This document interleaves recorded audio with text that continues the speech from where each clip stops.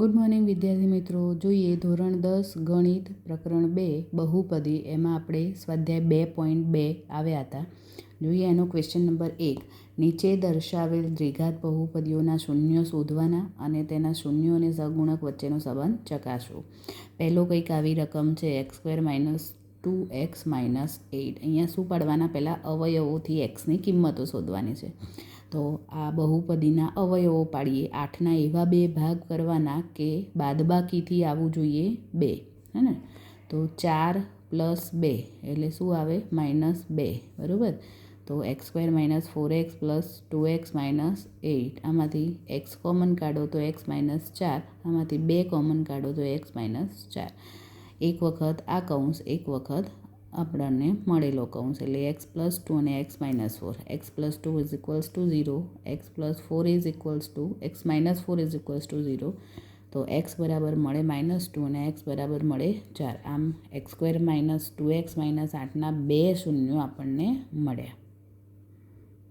હજુ આગળ સહગુણક વચ્ચેનો સંબંધ ચકાસવાનો છે. તો આને પ્રમાણિત સ્વરૂપ સાથે સરખાઈએ તો a બરાબર 1, b બરાબર -2 અને c બરાબર -8 મળે.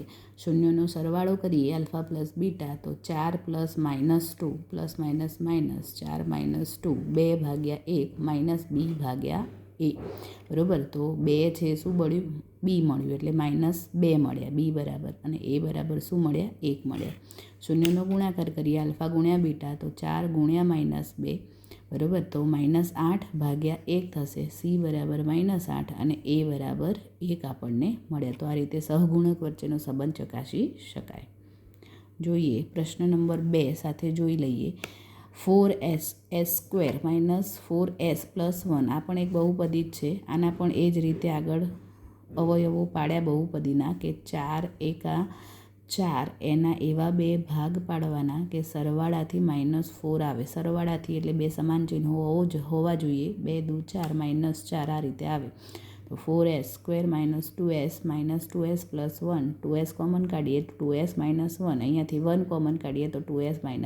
એક વખત આ કૌંસ, તો 2s - 1 એ પણ સમાન જ છે, એટલે 2s - 1. બંનેના sના મૂલ્યો કેવા મળશે? સમાન. આમ 4s² - 4s + 1ના બે શૂન્યો કેવા મળે છે? સમાન જ મળે.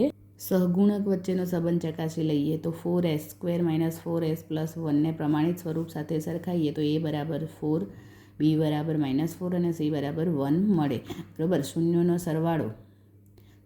સરવાળો જોઈએ તો આલ્ફા પ્લસ બીટા બરાબર 1/2 + 1/2.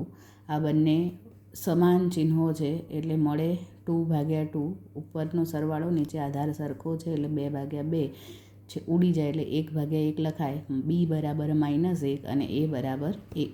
શૂન્યનો ગુણાકાર આલ્ફા × બીટા, તો 1/2 × 1/2 શું મળે આપણને? 1/4, બરાબર. ગુણાકાર છે એટલા માટે. તો c બરાબર 1 અને a બરાબર 4. ઓકે.